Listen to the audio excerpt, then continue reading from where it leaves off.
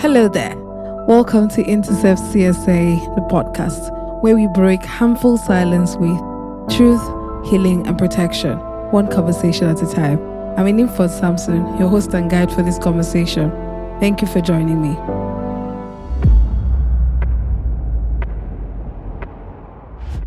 If you have parents or people caring for children around you, please make an extra effort to have them listening. Place your devices beside them. Invite them to lean in. Every bit of awareness counts for children. Now, a gentle reminder before we go any further. This conversation might be triggering. Remember to breathe, pause, and do what feels safe before you return. Welcome to the podcast once again.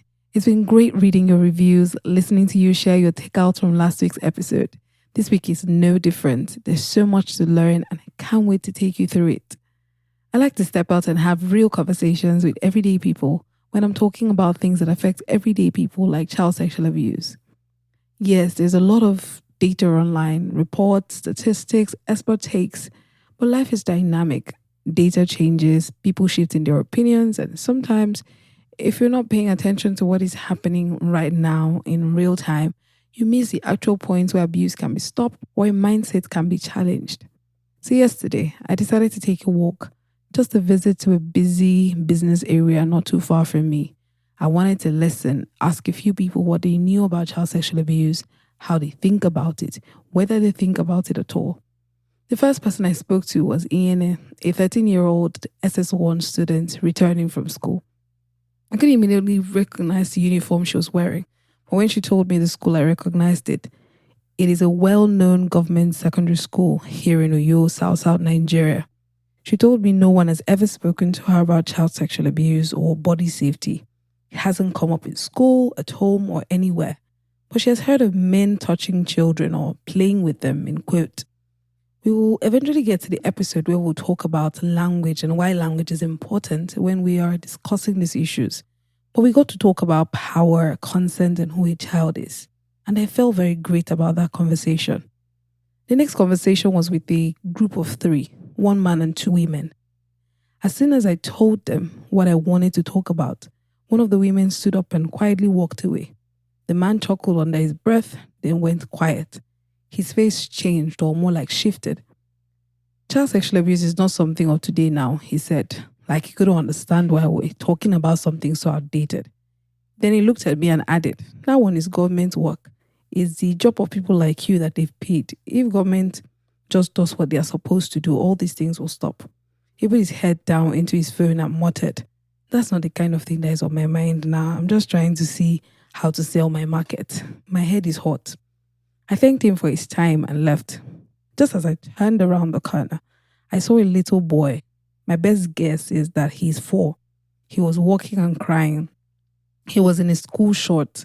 His shirt was off and he only had a singlet. The older girls that seemed to be walking with him were gisting to the side, giggling about something, like older children would in a park. You know how it is when you think of a yellow car, it just seems like everywhere you turn, it's suddenly yellow. That's what was happening to me that day.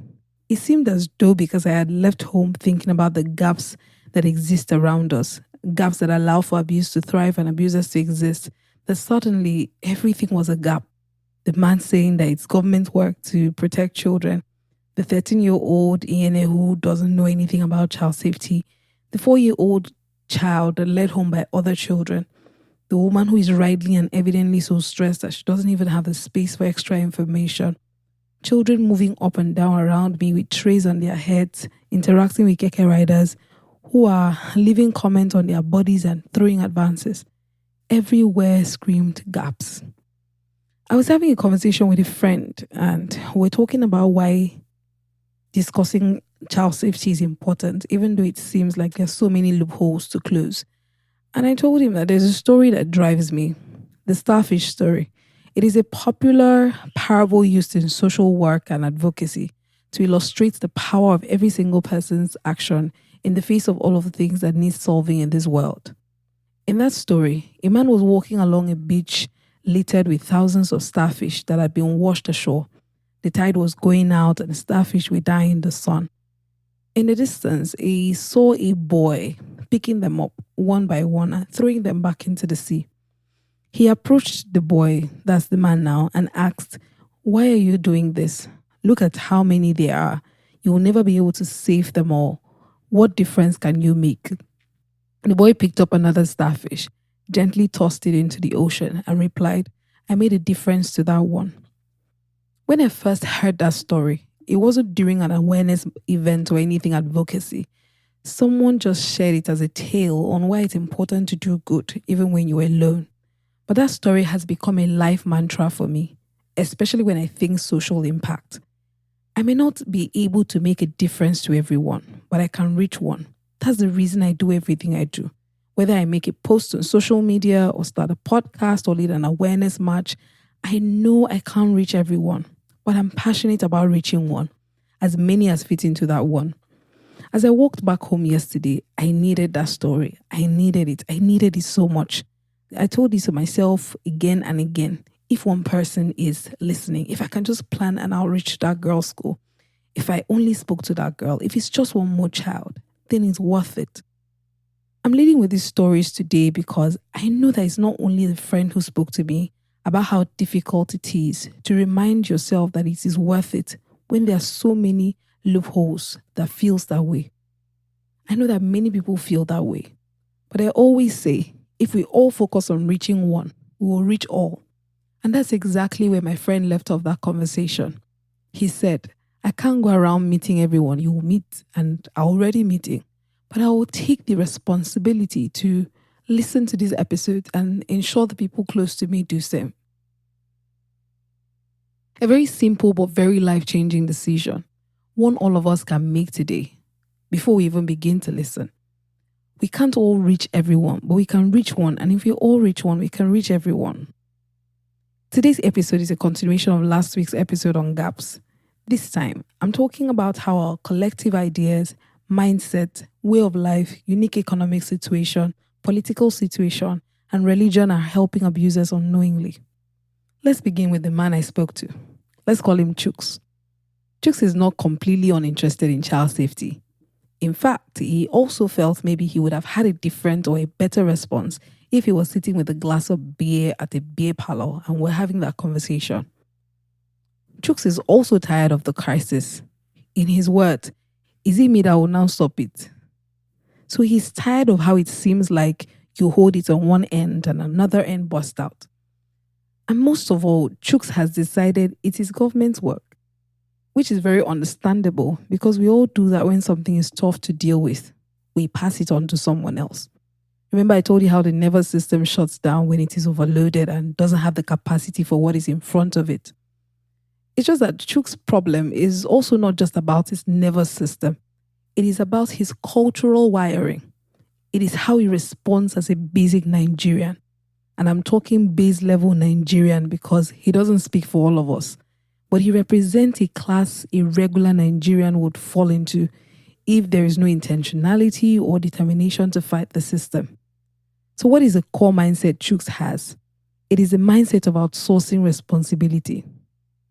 In Nigeria, most of us have mastered the fine art of not taking responsibility. If something is broken, it is the government. If market sellers have elevated prices in one season of inflation and refuse to go back when the inflation is done, it is the government. If there's a problem at home, we'll pray so that help will come from above. If people are hungry, we'll blame the church or other religious communities. Always, our basic assumption is that it is always someone else's responsibility, and the very first opportunities we give abusers is when we think someone somewhere will handle child safety for us, that it is government work or the work of NGOs. And here is why we think like this. Remember, the goal of this conversation is understanding and growth. If we don't see why we are in this ditch, we can't see how to go out of it. So it may be years since we had been colonized. Many of us were not even born then. But we still carry residues of that time within us. Our government carries it. Our culture carries it. We as a people carry it unconsciously. And that is a mindset where we expect solutions to come from outside of ourselves. What happens in a colony is that an environment, a people, a system is hijacked, and people begin to think for them, create for them, prioritize your own opinion and their way of life over those of the people there. And what happens in the long run is that the people that are colonized or who are colonized become conditioned to expect solutions to come from above, whether it is from the government, pastors, a well-to-do relative, or whomever, just not from themselves or their communities. More like we were raised to be ruled, led like lambs, and not raised to lead, which is a mindset that we have to break free from if we are to take responsibility to close the gaps that exist in child safety. We have to think about our problems like it is our problems. We have to think of children like it is our responsibility or like they are our responsibility. Whether it is our biological children or whether as teachers or other workers or just regular people who have contact with children, we have to take responsibility for children, for the world we live in, for preventing the kind of world that allowing these gaps would create. So that's where we are beginning today. Before we start talking about shame culture, victim blaming, and everything you can go online right now and read in hundreds of research about the Nigerian society and child sexual abuse, let's begin here. Let's begin with why Chooks thinks it is the government that we should talk to about child safety. And he's not aware that because he's wired to only be led and not lead, he's not paying attention to the fact that in the same breath that he has said it is government work, he has also said the government is not working. So we are stuck in this dependency loop where we wait, we complain, we know the government will not show up, but we don't do anything ourselves. Another reason we have this mindset is because we have a very hierarchical society. In the home, we have older siblings. Then we have our parents. Then our parents too have older siblings and family heads. And it just keeps going on and on up to religious leaders and political leaders. And there's nothing wrong with this system. What is wrong is the subtle dependency that it creates. And there is our word dependency again. This is about that kind of dependency that makes us think, who am I in this hierarchy to speak when all these other leaders have not spoken? And we can all testify to this. Some of us have said it at least once at home. Something happens and we say, my older brother or my older sister has not done anything about it. Is it now me that will do something about it? And we cannot make any progress with child safety until we begin to take responsibility. Still in that conversation with Chooks, he said, this kind of conversation, you should take it to church, which is a great idea. And you know why he's saying that? Because in church, you don't choose who is speaking. You enter the service and you are mandated by sheer civility, which most of us Nigerians have, to sit till the end of service. So as much as he may be saying take it to church for many reasons, like the fact that he may know people who have been abused and church knew and did nothing and so on, he's also saying if you take this conversation to church, people will be obligated to listen. And guess what? We need to go beyond an obligation to listen. Because leaders will not be in your homes to enforce the lessons or the day-to-day steps you have to take towards child safety. Remember, we're still talking about gaps. And we're saying that the first and probably the widest gap we have as a society, Nigeria being the context, is the culture of outsourcing responsibility. This mindset that everything and everyone else is at fault. And except we take personal responsibility seriously, our progress with child safety will be very slow. A sense of responsibility births courage. And we need courage to close the gaps or confront child sexual abuse. Still in the conversation with my friend, he was sharing with me that when he thinks about child safety, one of the things that complicates it in his mind is the subject in focus, which are children. He was wondering, so if we see a child's guardian, whether a parent, a relative, or someone who is just taking care of a child, if we find out that that person is harming a child, how do we deal with that situation, knowing that if you take that child from that home, the child is a dependent, meaning they need someone to survive? How do you go on to intervene in that situation when you do not have the means, neither do we have shelters everywhere? What do we do then? And the thing is, there is no one-size-fits-it-all answer to that question. That is why I'm talking about courage. The courage to push through and seek for the answers until you find it. The courage to sit with that discomfort the courage to endure the backlash that will come as a result of the choice to intervene, the courage to even be seen as a meddler, like what is your business in somebody's house, the courage to do whatever it takes to make sure that child regains safety. Courage. Without courage, we leave gaps that abusers exploit. Without courage, we can't act on anything we have shared and will share about child sexual abuse or child safety. Let's span our lens a bit away from Chooks. Chooks has helped us a lot in this conversation. Let's give him a break. Let's turn to the woman who left, because she represents something essential in this conversation too. What I saw on that woman's face was not that she doesn't care. What I saw on her face was tiredness. Not just physical tiredness, but the kind of tiredness that said, I'm already fighting for my life. I can't also fight abuse. And most Nigerians can relate with that. Life is already a struggle. Poverty, insecurity, unemployment. Everyone is emotionally, mentally, and physically exhausted. That's why we hear people like Chuk say, let government do that one. Let me focus on surviving. Let church do that one. Let me focus on surviving. Let NGOs do that one. Let me focus on surviving. But the thing is that while everyone is busy surviving, we are missing children and leaving gaps for abusers. Like that 4-year-old boy I saw, who is probably going to return home to an empty house where his older sister, who is a child herself, will watch him until their parents return. That is, if there are parents in the picture and it's not that they are in someone's care. Look at that situation now. Survival creates gaps. Gaps that make everyone feel as if we can't do anything to close them. If I don't go to work, how will my children eat? If I don't stay out this late or this much, how do I gather enough? So we have genuine people who want to do better for their families and for their children. But it just seems like everything is working against them.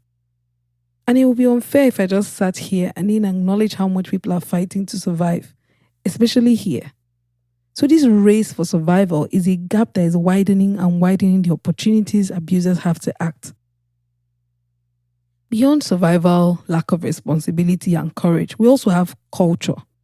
Our ideas about sexuality, who a child is, and all the different culturally transferred mindsets we have also creates gaps for child abusers. For example, the idea that children are owned, and we hear this all the time. We hear parents swearing to harm their children. I'll break your leg. I gave birth to you. I'll do this to you, because they think that they own them and they can do as they please with them. The average Nigerian on the street does not understand the concept of children having rights or boundaries. I still go to buy something and I hear a child that is being rebuked for refusing to pee in front of the family shop. Someone is asking the child, what are you hiding? Why can't you pee there? What is going on? No sense of boundaries, no sense of autonomy. It just feels like that is not even a human being until that person grows. And that is so wrong.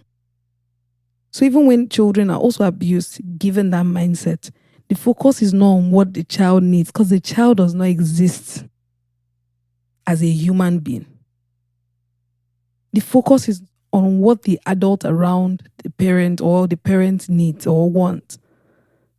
And most times, parents and adults and other caregivers around that child just want the abuse, the information, that disclosure to go away.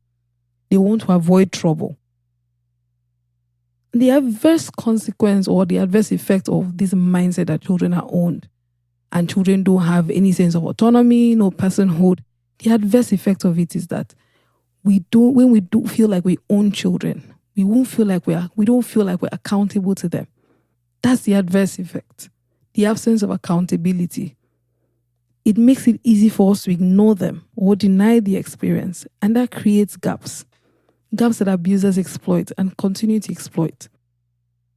We also have this cultural shame about or around sex and family reputation that makes it easy for us to completely ignore children.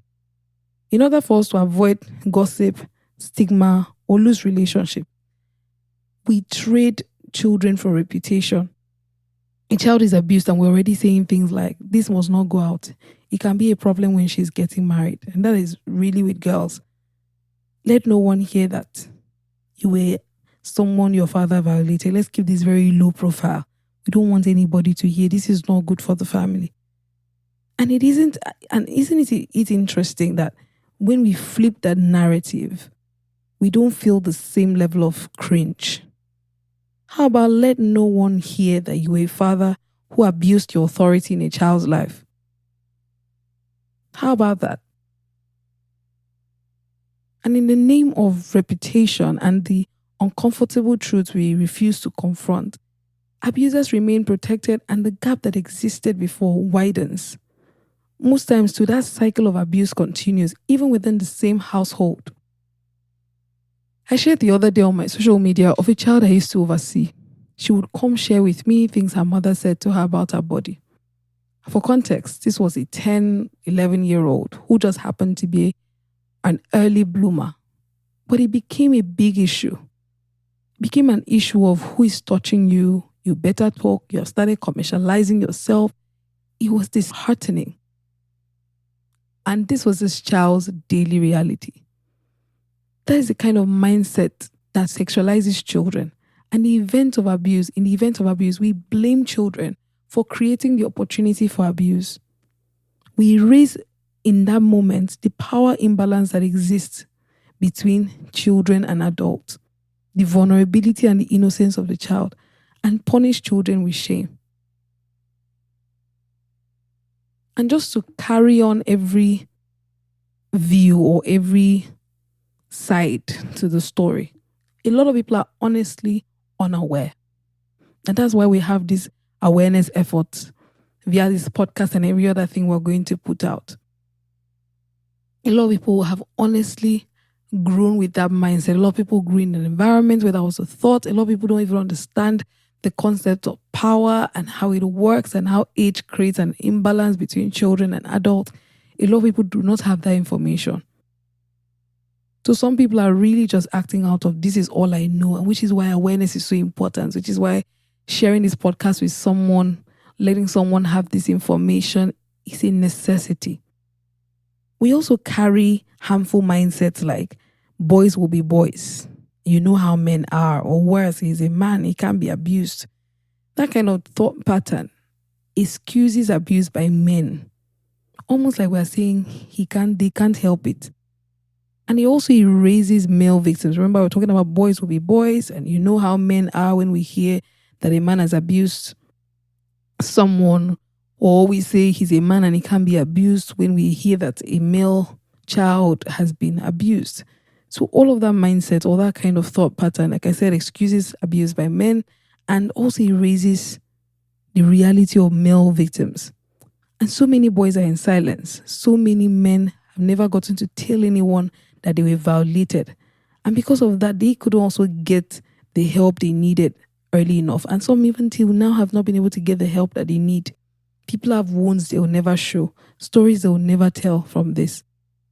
We've also created religious immunity for people in religious spaces who abuse their spiritual authority and use it to violate children. We make all kinds of excuses for them. It must be the devil. Something is after him. It's not in our place to judge a man of God. Are you trying to bring down the church? And in the process, we cover dangerous people and we create gaps that allow other children to be exposed to people who are harmful. There's statistics to show that most times the sex offender is convicted. That's not their first. Someone had looked away before. For another person who was their first, they may have also not been any safe place for them to go. And now someone who could have been stopped has gone on to wreak more havoc.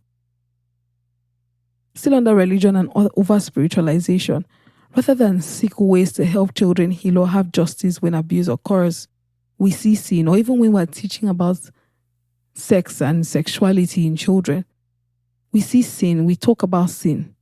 A corruption of the holiness that has no sense of justice and no ability to recognize vulnerability.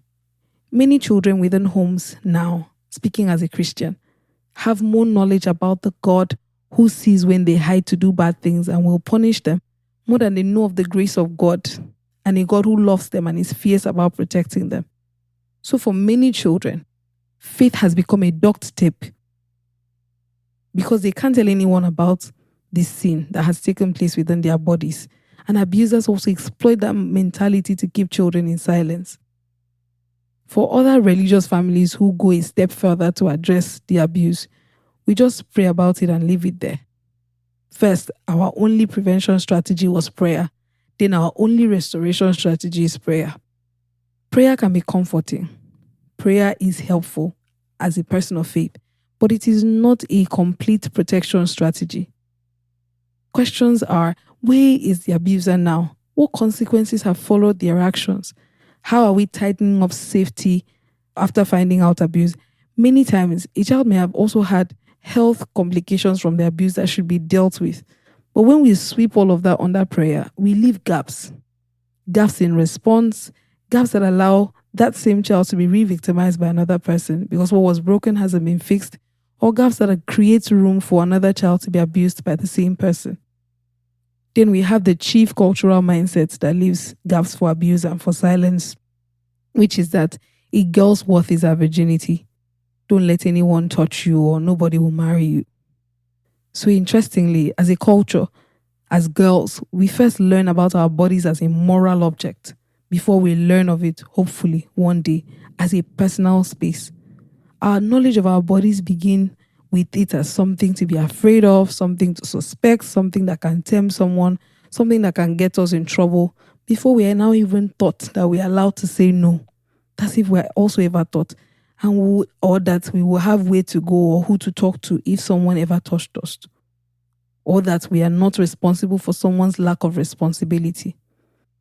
And the result of this is the kind of shame and silence that follows after a girl's purity, unquote, is lost.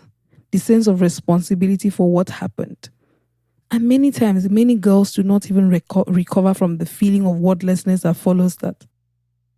All of these beliefs and cultural thoughts I just mentioned create gaps for abusers because they create bias, and bias makes it hard for you to see, much more act proactively. This is also by no means a comprehensive list. All of us must personally ask ourselves one question. Is there any mindset I have or anything I have learned that puts children second? It's not hard to see bias. Simply ask, does this make the child first? Because every bias puts children last and something else first.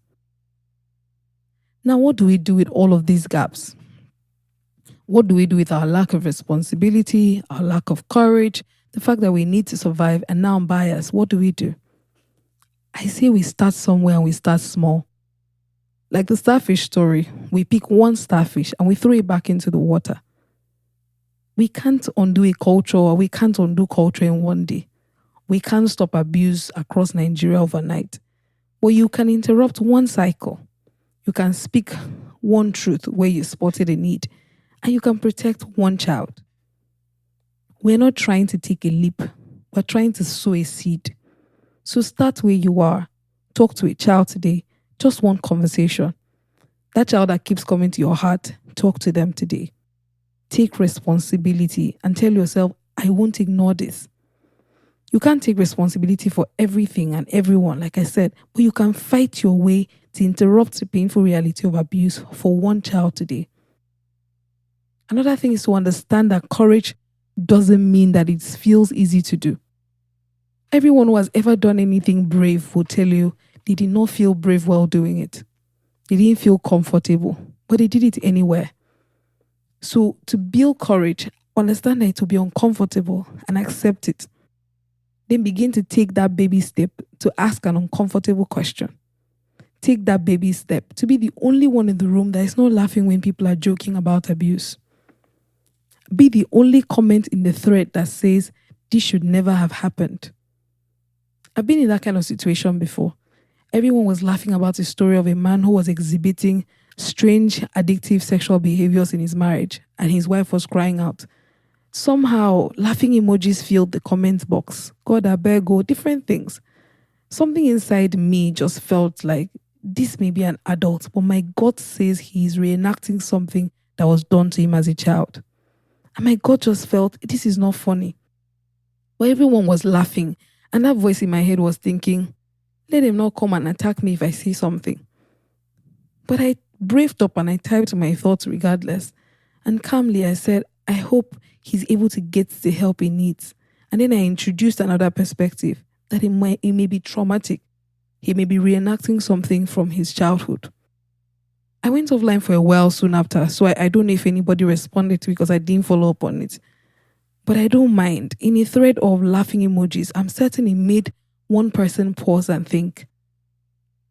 I myself have laughed at many things that didn't feel funny once I read one person's comment. Just one person. It just took one person to help me see another perspective, to help me think, okay, this might not be funny. So suddenly a fresh perspective revealed a weight that I didn't catch before. And suddenly everything changes. So I'm saying, be the person in the room with courage. Be the person in the room with courage. Be the sibling who is calling your family to order over the way that they are responding to an abuse case.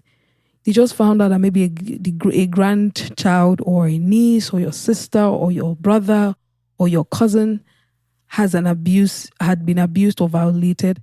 Be the only person in the family who has a different voice, who is not victim blaming, who is not shaming. Be the person who is saying, let's go get to the hospital. Be the person who is saying, let's see a therapist. Be the person who is saying, let's talk to somebody. Be the person who is different. Be the person who is courageous in the room. Be the person who calls that victim or that survivor and is actually there for that person. Is actually make sure that that person does not get lost in that process.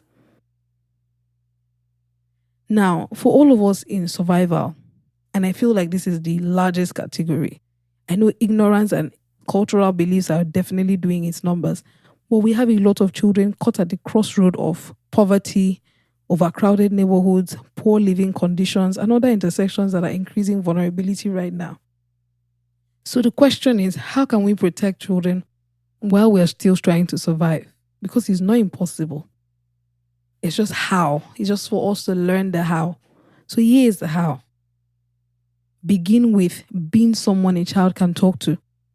You don't need money or power to do that. You just need to listen without shame. Be the shop owner that listens. Do you know that you can sell biscuits at the corner of a street, but every child knows that they can talk to you? When children identify you as someone they can talk to, when everyone in the neighborhood knows that you may be hawking moi from morning till night, or you may even work all day, but you don't joke with children, whether it's your children or other children, and children know that their safety is your concern, you've already succeeded to take charge of something, to make a mighty difference. So become someone a child can talk to and become known for child protection. Please don't mind your business when a child is involved. The minute someone begins to violate a child, they've lost the right to be in charge of that child, to make decisions for that child. In a progressive society, someone like that would lose that child. Nothing is to create small safety habits at home or in your store, in your business place. And I'll just break it down into at home, in your store, and different places. So at home, whether as parents, just as guardians, or as neighbors, communicate and teach body boundaries. As a parent, we talked about this last episode, real names for body parts, and explain private parts in age-appropriate ways. Normalize body safety talks. We talked about this once. Create a no secret zone. Make sure that there's a time where children can communicate freely. Children know, okay, at this particular time of the day, I'm going to come and sit down in your room and you can tell me everything that happened in your day. And when you're leaving, like I said in the last episode, let them know that it is not only in that time. They can also have that same conversation with you throughout the day. So respect when children say no. Notice behavioral changes. Supervise overnight visits. A lot of sleepovers. A lot of things are happening in sleepovers. And we will have a conversation about child-on-child sexual abuse very differently. But a lot of things happen. A lot of peer-centered abuse happens. And so you want to supervise overnight visits. You want to make sure that you're clear about who is in charge when your children go over somewhere, when people come over to your own house, where the children are sleeping, what is expected of them. Monitor helpers and relatives. Leave room for questions, like we said in the last episodes. Have regular conversations with children. And we're talking about in survival. All of these things can be done without money. All of these things. You can be sure of the person that has come to sleep with your child at night. You can respect when your child says no. You can leave room for questions. You can have regular conversations with your children. And when you do have that conversation, when you come back after a long day, tell them that you're not too tired to listen to them. Tell them that even when your face is tired, that your heart is not. That even if you shouted about something, that you're never angry at them. Speak to them. Tell them mommy or daddy has had a long day. Speak to them with hope or speak to them with clarity. Tell them the economy has been tough. You've had to stay out more because of that. Tell them how much you want to spend time with them. Tell them you thought about them as you were at work throughout. Children listen, and when you give children context, they take it. In your business, in stores, whether it's a tailoring store, a salon, a small business, create a child-safe corner.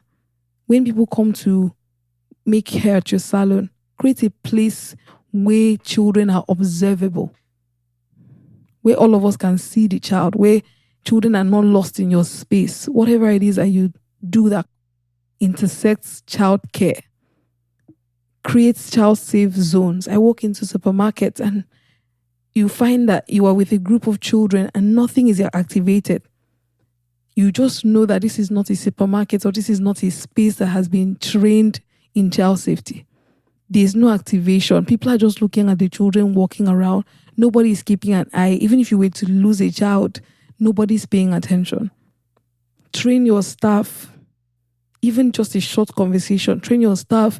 People shouldn't walk up to children and touch them. Train your staff to recognize and protect child safety and protect children's spaces, their personal space, including their bodies. Challenge sexual jokes about children. And when I was growing up, men would sit in front of people's stores and talk about girls as they pass children. That's the men who sit and talk about girls and these girls with children. And while all of this is happening, the shop owner will be selling them snacks, drinks, and all of that. As an adult, I imagine now what would have happened if everyone on our street said, you cannot sit here and speak like that to children or speak like that to little girls. Imagine if people had said, we will not sell to you, to all those boys that perched in front of people's stores. Imagine what would have happened. That's what I mean when I say that you can do a lot even in survival. Don't eat money that is gotten from remaining silent in the face of injustice. Speak up when something feels off. Say something if you see a child that has repeatedly left with someone that is uncomfortable. If you see someone disappear into a room with a child that is not their own, speak up, say something. If a child looks unsafe or looks like he's in danger, ask questions gently. Sometimes asking questions is the first form of protection. Remember we talked about how are you? Simple question, but it's an interception question. It's something that can get information. It's something that can give you a window, an insight into something very huge, something very violating. In faith spaces, hold regular child safety workshops. Invite experts, train volunteers or people with lived experiences of child sexual abuse to speak to people within faith communities about child safety. Make it a practice, not just a one example in a same experience. Make it a practice and make it compulsory for your workers, for the people around you.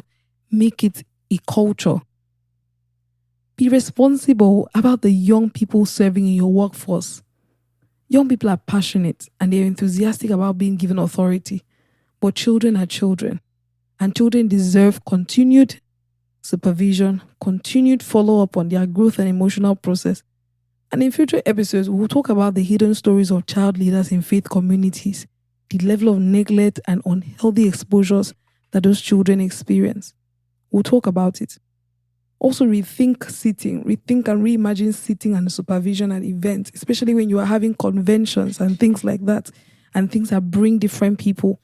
Make sure that children are visible. Make sure that children are accounted for, and make sure that children are not scattered or unattended. Have a two-adult rule where no child is left with a single adult, whether it is in a counseling room or in a prayer space. Have a two-adult rule or two adult rules. Preach with care. Preach with care in faith spaces. Use language that allows children to speak, not shame them into silence. Our resources on this will be available for public education. Standing on a pulpit, having the kind of influence and authority a religious leader has, is a very sacred duty. And many times, the things we say, the way we present life, creates gaps that we didn't intend. Other everyday habits that anyone can build even while in survival is understand that children can be taught safety and teach it freely. Break silence in everyday conversations. Talk about safety like you would talk about food, like you would talk about school. Share resources. Send a body safety video. Send a hotline or a helpline. Send these podcasts to a parent or a guardian. When people joke about abuse or shift blame, challenge it, even if it's just slightly. Model consent. Don't force hugs with children. Don't touch children without their permission. Ask and expect refusal. Be okay. Ask and respect the refusal and be okay with it. Be a trusted adult. Anybody can be that. Make it a point to start a conversation with children in safe and open spaces, especially children who are at risk, children who are already in low protection or who already have low protection around them, like children that you know that their parents are rarely around or they attend school in spaces where nobody's really supervising their learning or anything. Make it a point to talk to them. Just remember in all of that, the principle of do no harm. And that is that in all that you do to help, make sure that it's not adding any harm or it's not causing any harm. And in this context now, observe all necessary boundaries. Have all your conversations in safe, open spaces, like I said, and keep the conversations to brief check-ins, just brief check-ins. Keep them brief. Always too, if there's a person of the same sex around that child who can equally speak to the child, encourage them to be the ones to speak. It is not because you're a bad person or you're going to harm the child. It is because children are not great with discernment or they have not yet sharpened that skill. So the problem is with you talking to them and being opposite of the opposite sex or you blurring the boundaries of safe conversation for them, is that you are talking to them and you know your intentions. But what happens when Mr. Akan or Miss Arrett also starts talking to them and starts inviting them into their house the way that you've invited them into your house for this safe conversation? So remember that children generalize their experiences just because they are children. So you want to make sure that even when you're talking to them, ensure that it's someone of the same sex if you can. Keep the same rules of safe, open spaces, maintain your boundaries, and always communicate with the authorities. Like if that child has a parent, always have that communication before you take that permission, before you actually speak to the child, just to model what is acceptable and what is normal to the child who is also watching. Also, while you're surviving, we can all build a collective watchfulness. Like I said about pregnant women in one of our episodes, I talked about how nobody has told us, like there was no consensus or meeting that said we should all protect pregnant women, but we all consciously look out for pregnant women or unconsciously look out for pregnant women. And we can also bring that kind of watchfulness to childcare and child safety. And we already have it. We just need to up it a bit more. So think like this. Can I check in on my neighbor's child when she's fetching water or something is happening? Can I keep an extra eye on that child who is playing alone in the compound? At the mall or the playground, can I draw the attention of a parent who hasn't noticed that their child is in a ball pit alone at night or in the evening? Can I be the next person's eyes and can I be every child's watcher? You need to see me at the mall, everywhere. I have my eyes on children all the time. It is a consciousness that I've built. On Sunday, I was walking away from a point when I just realized that I'd already called out to the mother of the child before it dawned on me that was what I was doing. Because in my mind, as I was standing there and watching my nephew and my niece, or my nephews and my niece, it wasn't just them I was watching. I was watching this child. So when I had the need to step away, subconsciously, I called out to the woman to tell her that I had left. And she was a bit surprised because in her mind, she had not asked me to do that.